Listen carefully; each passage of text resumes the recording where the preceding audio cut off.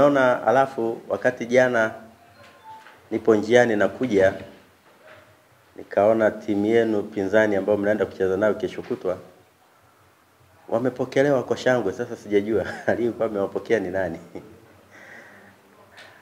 Lakini sio hiyo isiwatishe.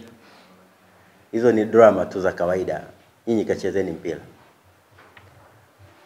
Mara nyingi huwa nasema kwamba hichi wewe ndicho kibarua chako. Na mtu asikuchezee kwenye kazi yako. Sasa hivi Tabora United nyinyi wenyewe mnajua. Tulitoa wachezaji 2 watatu hivi kwenda kwenye timu ya taifa wakina Chikola. Lakini mngekuwa mnakuwa 10 wangapi hakuna mtu anayeweza kuwaza kuhusu nyie. Lakini sasa hivi kila mmoja anawaza kuhusu nyie.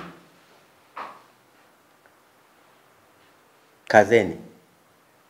Inawezekana yanayokuja ni mazuri zaidi. Wapo wanaodanganya, najua wengine wanapitisha message, achaneni nazo. Na hata mtu akikupa hela wala hata usiwe na mashaka, wewe chukua alafu fanya kazi yako. Lakini nimekuja kuambieni mimi nakuja kuwapa ahadi ya kesho kutwa. Siku ile niliwaambia mkifunga Simba nitawapa milioni 50. Sivyo nilivyosema? Lakini haikuwa riziki. Sasa ile milioni 50 sijawahi kuitumia, mimi niliacha makusudi. Niliacha makusudi kwa sababu nilikuwa najua Yanga watakuja na kihelehele. Na wameanza kuingia tangu jana.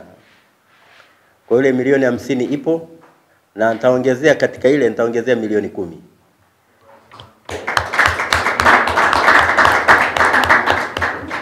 Kwa na mimi nitakuja kuangalia mpira tarehe 2 nikiwa na milioni 60 mezani kwa ajili yenu nyie.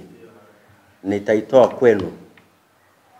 Kwa vyovyote itakavyokuwa nyinyi kapambaneni. Hata msihofu, msiogope mtu. Wananchi wa mkoa wa Tabora ni waombe karibuni. Ingieni uwanjani mshangilie timu yetu. Tuwaunge mkono vijana wetu. Vijana wana ari, vijana wadogo kabisa. Na kila siku nawaambia hii ndio ajira yenu.